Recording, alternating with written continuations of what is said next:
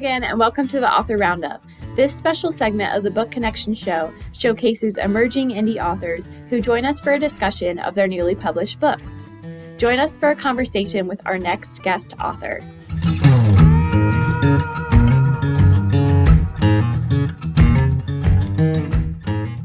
Hello, and welcome back to another episode of Author Roundup, a segment of the Book Connection Show. I have with me Bryan Vaught. How are you today? I'm doing well, thank you. Good. Thank you for joining me. So this is about his book, Send Me. Can you give us a little bit about your book? Sure. I have it here with me as well. Perfect. Yeah. So Send Me is about General Jim Vaught. He was a veteran of three major wars, World War II, Korea, and Vietnam. And then he continued service for 38 years in the Army. And he has led an amazing life. And I had the fortunate opportunity of spending many of my child and early adult years with him, kind of being his, as we call in the military, his aide de camp, which is his personal assistant. A lot of times I would do chores, I would do errands, I would write papers, I would drive him around and stuff.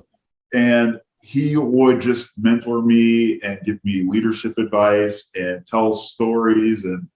And he helped me get through college and helped me start my military career, and just was an outstanding leader, mentor, and grandfather.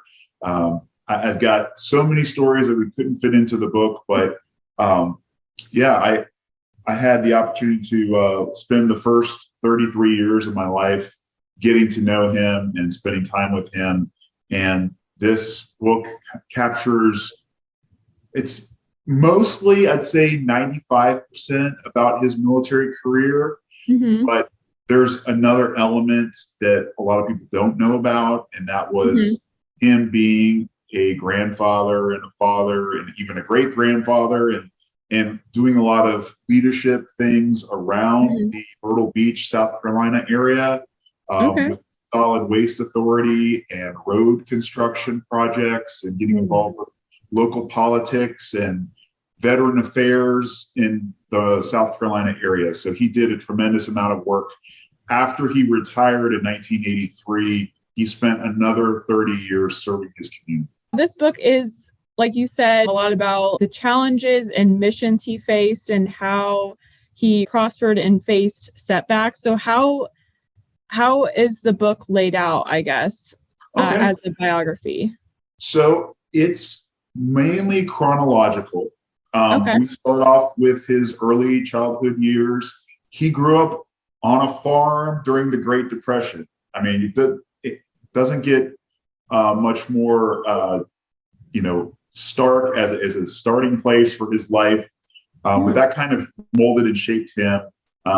Growing up in a large family, I think they had 9 brothers and sisters, and they were farmers, and they lived in rural South Carolina. And then he wanted a different lifestyle.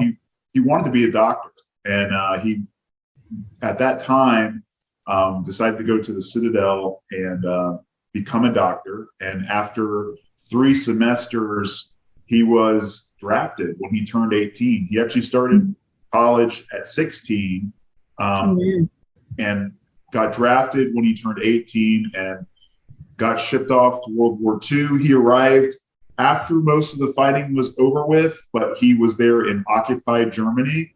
And this biography kind of follows his career path all the way from being a draftee in 1945 to retiring as a 3-star general in 1983, and then post-career a little bit as well.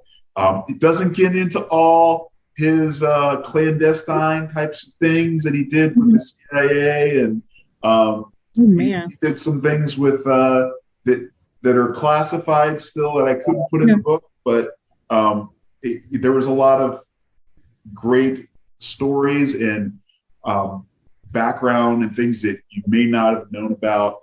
It's it's a historical biography, and it goes into great details over the 20 plus chapters. Essentially, we had the chapters numbered 1 through 20, but I was like, we actually need to come up with a fun name for each chapter and not just chapter 1. So it goes away from, when he started off occupying Germany all the way through, until after he was retired and still serving the country, and then finishing up with a collection of photos. I call it a photo montage at the end, where it's just a step-by-step display of photos throughout the years, covering basically the last 30 years of his life. And so what inspired this book? Was he someone that wrote down his experiences and that prompted y'all to write his memoir, or did you sit down and he just went through his story? How did that work? So Paul Gable is an editor for a local newspaper and website near Myrtle Beach called the Grand Strand Daily. And he still does write for them, and he did veteran profiles. This was about 15 years ago. He was doing veteran profiles, and he found out about General Vaught, and he knew him from the Solid Waste Authority, which he volunteered on the council there, and basically tried to do a lot of construction projects and things there for Myrtle Beach, and was quite successful at getting them to accomplish many projects. But Paul decided to approach General Vaught after one of the meetings and said, "Hey, have you ever thought about doing your memoirs?" And he's like, "Well, I've thought about it, but I haven't really had the time." And Paul basically offered to do it for him.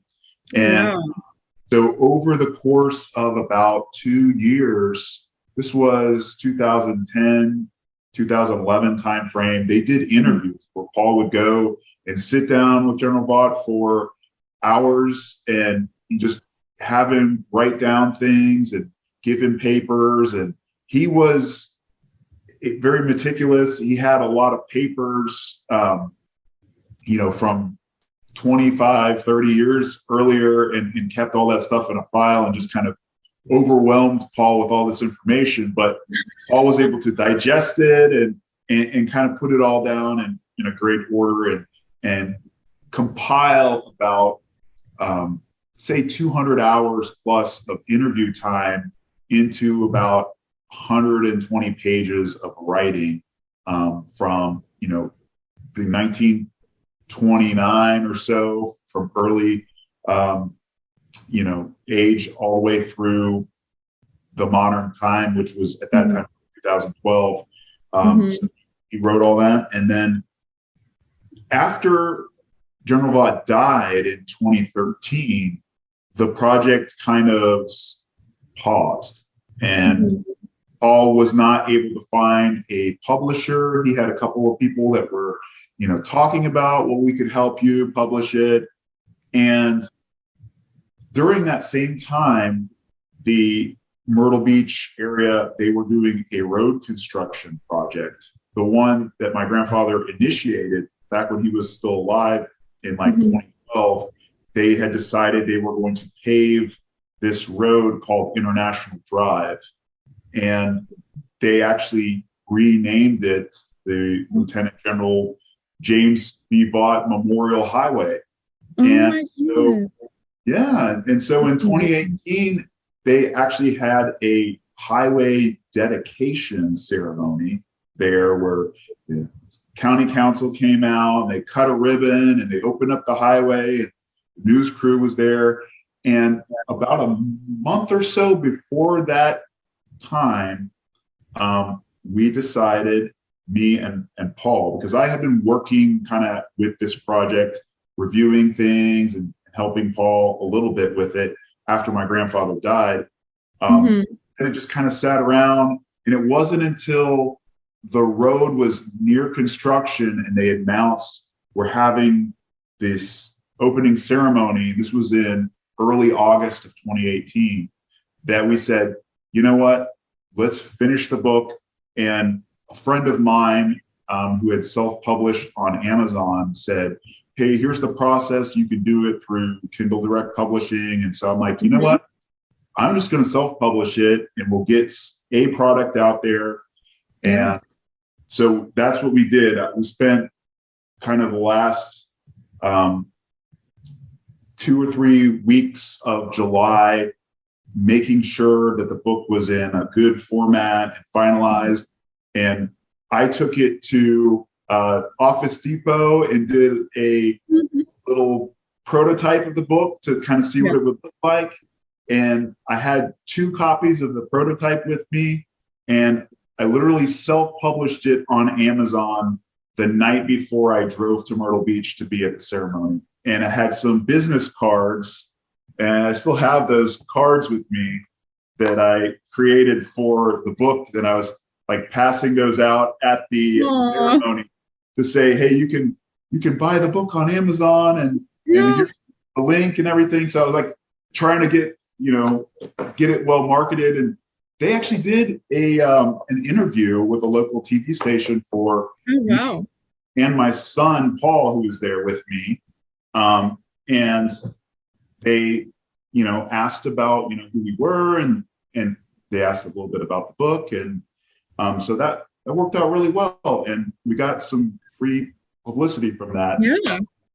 And the book sold a dozen or so copies, not much. And so it kind of sat around for, a few years, just collecting dust. And, after the Rhodes ceremony and everything, people just kind of forgot about it. And it was last year that another person that I met online, Raul Velasquez, he's like a motivational speaker. He has a program called The Edge. He published his book called The King's Code through Archway Publishing. And I looked at that and I was like, you know what? This is his first book and he used Archway. I was like, you know what? Why not? Let me look into it. See, instead of just having it, sit on Amazon and not get much sales, I'd like to revise it, professionally publish it, market it, and do a big promotion. Because part of the thing is that the proceeds from the book sales are actually going to kind of pay off a debt that my grandfather had when he passed away. The moral of the story is I'm doing this to help him kind of settle a personal loan, and also I think his story needs to get out there. A lot of people who interacted with him, knew about a lot of his exploits and things, but nobody really knew him outside of the military life. He kind of always carried that presence about him. So they didn't get to discover the man that he was when he wasn't in uniform. And that's a huge other aspect of his life. Well, I mean, almost 4 decades in the military. I can imagine, how that stuck with him and people associated him with that. Well, that's quite a journey, I guess, of how it became published and how you found us, Archway Publishing. And it definitely seems like it was a group effort between you and your grandfather and Paul. The Archway team did a much better job making it more professional, and we enlarged all the photos. And so the way the book's laid out is at the end of every chapter, there's a photo chronologically, like this is him. And then, at the end of the next chapter, it's got information on him meeting with the Iran hostage rescue team for the Operation Eagle Claw. And then at the end of every chapter, so there's a photo, but then at the end of the book, there's kind of a collection of photos just to kind of give you a grand finale of photos, including pictures with former President George Bush, photos, all throughout his time at the the Citadel and different places that he's meeting with people and doing projects and stuff with the veterans groups around Myrtle Beach, and then meeting his great grandchildren and stuff at the end. And then it just finishes up with the, Memorial Highway photos, and then some stuff from his funeral and about the author. So it covers his whole life. Yeah. About 112 pages worth of material. It's not a long read. It's a fun read as far as I'm concerned. Each chapter is only 5 to 8 pages long. So they're really, bite-sized pieces of 10 to 15 minutes. And you get a photo at the end, kind of celebrate the chapter. So I kind of like that format because they're not in the middle. And then, so you get a little prize at the end of every chapter. So. Yeah, that's cool. What is your favorite part of the book? I'd say my favorite part was the funeral speech, because I wrote that portion. Oh, wow.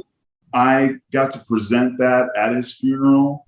And that was my contribution to the book as far as the writing is concerned. And I tell a couple of stories that are not military related. They're more of, being his grandson and growing up with him and getting to spend time with him as a child. And that's my favorite part of the book, just because that's my personal experience. A lot of people know about his military career, but not many people, like I say, in that portion, that not that many people had the privilege of calling him Grandpa. I was one of like 3 people that could call him that, and that he got to spend time with and encourage and mentor growing up. So that portion of the book, I'd say, is definitely my most fond moment, and being able to write that is my main writing contribution. And the photos themselves. So my grandmother, Amy Vaught, he was General Vaught's first wife. She had a basement in Georgia, and she kept things from the 1920s through 2019 when she passed away. And I searched for hours in her basement to find photos from the 40s, 50s, 60s, and 70s, stuff that nobody knew existed and had never seen. So a lot of the chapters have photos because I uncovered those and found them and put them in. So that was another fun thing that I got to contribute. As a child, I grew up taking a lot of pictures with him, but for the pre-1980s time, I had nothing because I wasn't alive. So oh my gosh, that's so cool that you like handpicked the pictures and actually like found them, and I'm sure obviously found pictures you've never seen before. So that's so cool. Oh yeah, together.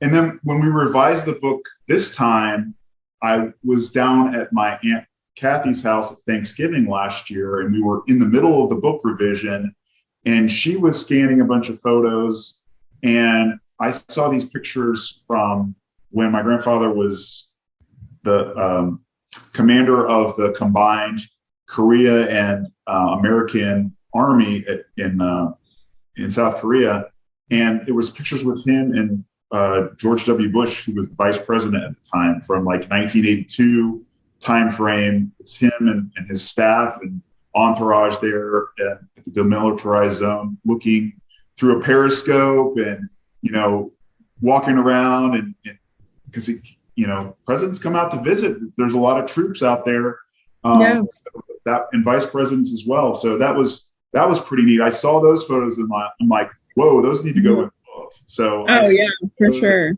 I put like 3 of them in there from that visit. So that was fun. Oh wow. What kind of man was General Vaught? Like what was his personality like? So it's funny. He had a very gruff and hard-nosed exterior, Mm-hmm. but he had kind of like this charming, witty, uh, playful side that kind of came out every now and then when he was with family and friends, and he could be very very charming and bright and always had something fun to say. Uh, you know, telling a story. We had this thing that we did whenever he would tell a story. His wife Florence came up with this. If the story had been told before in front of the same audience, Florence would go like this. That meant that this is the second or other more time that he's told that story, and that would be kind of his cue to stop. Okay. Because like we've heard this before. That can happen a lot with grandparents. Yeah. Yes. That's funny. But he always had something witty to say, and I put a lot of his sayings in the book, kind of in my portion of it in the funeral speech. But the one favorite that I don't think made it into the book, which I'll repeat, is he always told me, "In God we trust, all others I check." That was kind of his motto. He's like, I'm gonna trust but verify. And make sure things get done, because unless you're God, you don't always get everything done that you say you're gonna do. So that's what you need people to come in and ensure that it happens. But that was kind of my favorite memory of him was definitely getting to hear a lot of those stories growing up. And he had some crazy stuff that he did and was involved in that didn't make it into the book, because I'm not sure if it's classified or if it's not, and I don't want to get into that realm. But just to tease you, it has to do with stuff with UFOs, and it has to do with stuff with the CIA and the Mujahideen during the Soviet occupation of Afghanistan. So there's a lot more to the story that wasn't told in the book. But there's fun things and facts that you kind of had to be there to get the full experience. And I was fortunate to hear some of that stuff and grow up and kind of be fascinated with it. It makes you really want to find out more about his life, and just this is a great way to do it in just a few hours of reading. And we're going to do an audiobook soon too, so that'll be fun to do. And I'm planning to do the narration for it after I get some training and speak to people about it. But that's been a project that I've been interested in doing for some time. But the first step was just getting the book published and then professionally published. So that's the next thing. And then who knows? I've been talking to some people about possibly doing a screenplay and doing a documentary. Some folks that are interested in doing that. That's a lot of work, and one step at a time. So what do you think he would think of the finished book? What do you think his thoughts would be? Well, I'm going to say what he told the Delta Force guys after they did their certification exercise. He would probably say it's a B-, because he would want to say it's good enough to pass, but it could be better. There's always more stuff that you can put into this book, and we tried to keep it, to a level where it wasn't going to be this 500-page desktop encyclopedia, because there's enough that you could make it into that. Short and sweet, and have a little candy at the end of every chapter with the photos, and the finished, the grand finale at the end with the epilogue and all the photos there. But he would not be satisfied with it, right now, I don't think, because there's always room for improvement. So even though I think it's outstanding, he would want to add more and probably try to make it bigger and better and grander than it is. But I will say this, it's come a long way since that I made, and then the revision that I did to get it on Amazon. And the Archway version is, I know he would say B-, but I think it's an A effort. And we put a lot of work into this. This is actually the third revision because I got it professionally proofread and everything before I put it on Amazon the second time. I had a friend at the Marine Corps University Library who helped me edit it, Stacy Wells. And so we had it professionally edited, and I thought it was good. Yeah, it can always be better. And now it's definitely an A in my book, but he would never be satisfied. Just like, you know, he had a lot of regrets about only achieving like the lieutenant general status too, because you could be a 4-star general in the Army, but because the Operation Eagle Claw was not deemed a successful rescue operation, he kind of always felt like that was something that maybe held him back from getting, to the highest level in the Army. And he was definitely that caliber of leader that could achieve that. But, I think a lot of times we look back and say, yes, that was a setback, but look at all the good that came out of it. We actually got all the hostages back alive. We lost 8 American service members and a few aircraft. But what we received back was all the hostages, and we developed the Special Operations Command and the Joint Special Operations Command, and we kind of restructured our entire military around special operations and supporting them with funding and equipment. All this stuff would not have necessarily happened if the rescue had gone as planned. We kind of had to learn from the mistakes and recalibrate and figure out after, the after action and the Holloway Committee and all the things that happened in 1980 after the mission failed, to learn from the mistakes and figure out ways to prevent them. And so it ended up being a benefit overall for the United States military.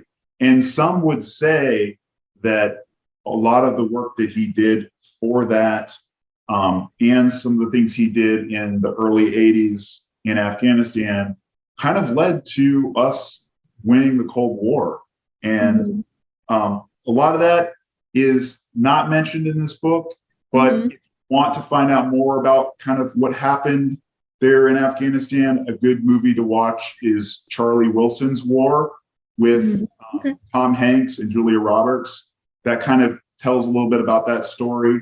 But I'm just going to leave it there. And I don't want to give away the ending of the book, but there's a lot of great information that we could not include in this just because it might be considered classified. And he told me, don't go into that realm because, you never know. know what you're going to say, and it's going to do things that, could come back to bite you. So anyway, I just would say that we said as much as we could without getting into the gray area. We kept it all, stuff that was out there in public knowledge. And but there's a lot of behind the scenes things that went on that are explained in this book and kind of from his perspective that you wouldn't necessarily get in a media report.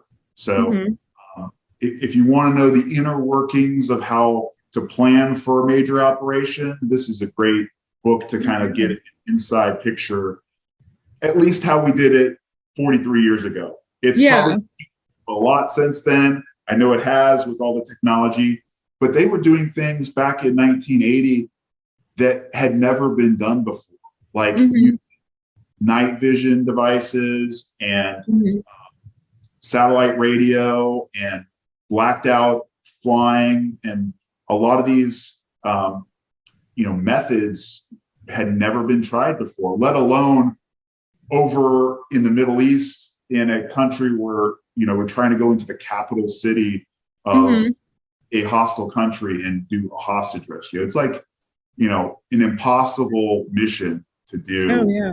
Technology we had 43 years ago.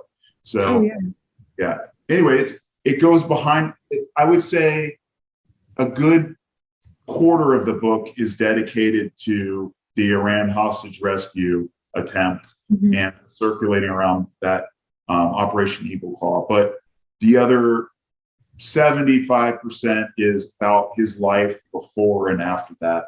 And so it covers a lot of areas. It covers 86 years of material. So it's definitely in depth. I think that's what's great about biographies and memoirs is that, people want the full story in a sense. And like you said, I mean, the media only covers so much. So that's why it's interesting to have different perspectives from people and read about, everyone has a unique perspective, and he had a very unique perspective. What's the best feedback you've gotten from the book so far? Is there like a review you've read, or has someone said something about your book that you thought was really nice? Yeah. So about 3 weeks ago, the local news media there in Myrtle Beach, River Talk is the name. They did an interview with Paul Gable for their TV show, and I was able to get some good feedback about that. And they sent me a link to the video, and I put it on LinkedIn. And so they had some great things to say. That's probably about the most publicity that we've had for the book so far. Paul has donated several copies to the local libraries in the Myrtle Beach area.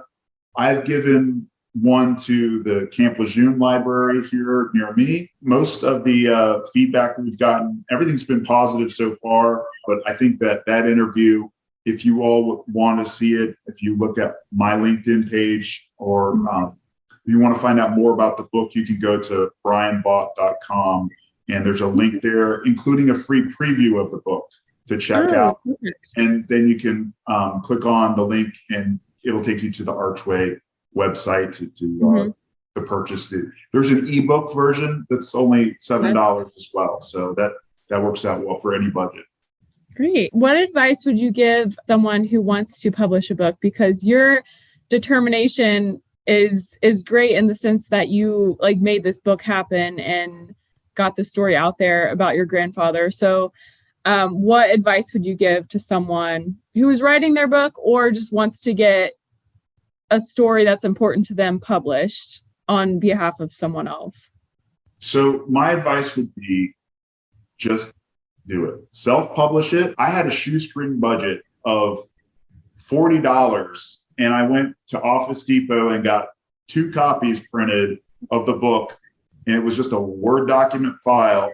And it took a couple weeks to get it into that format and get it, produced.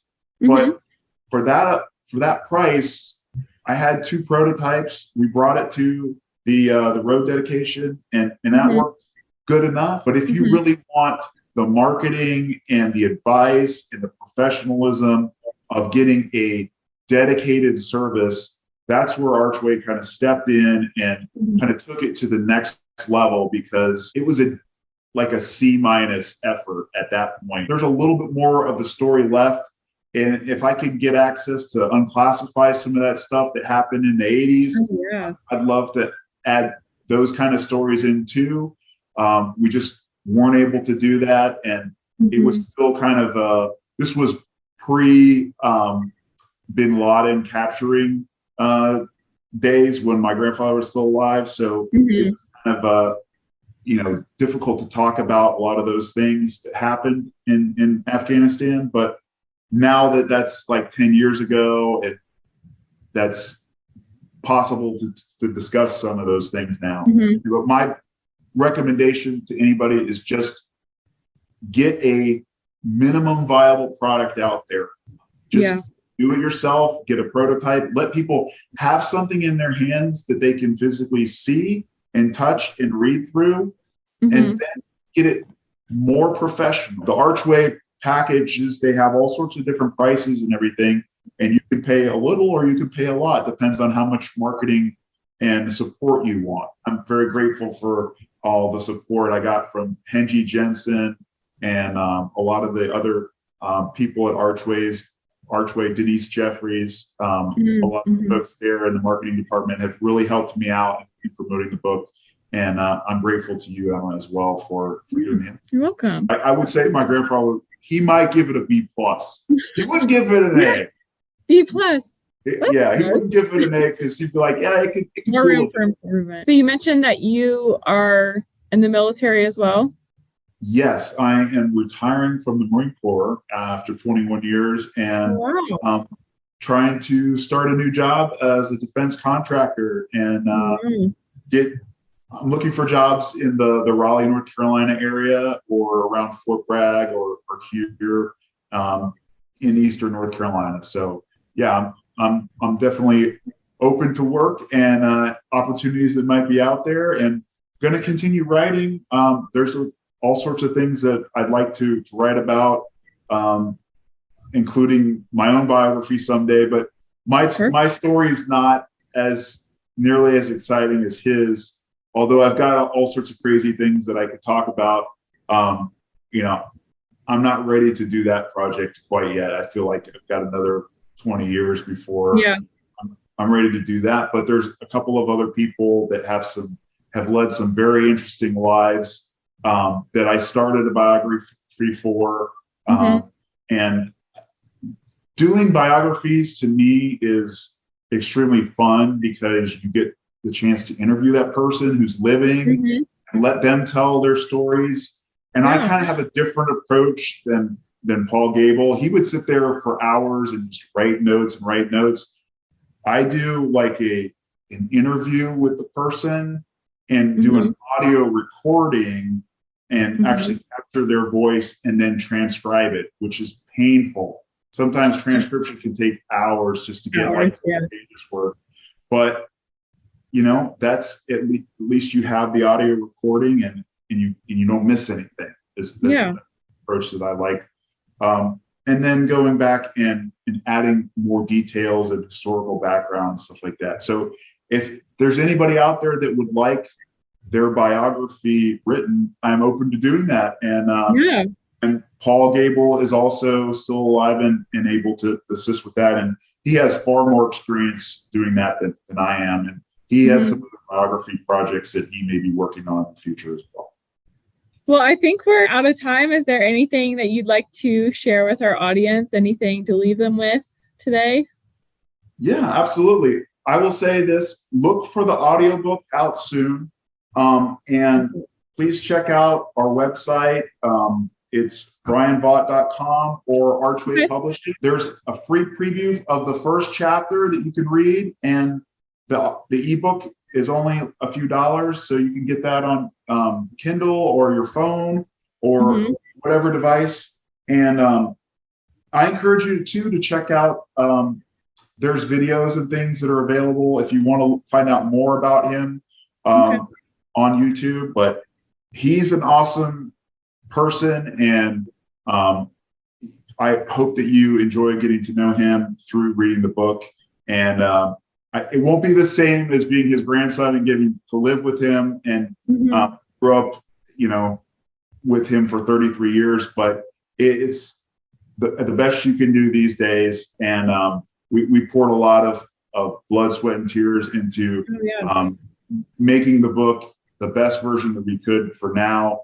And I hope you enjoy it. And look forward to the next project, which is the audiobook. And who knows what's after that.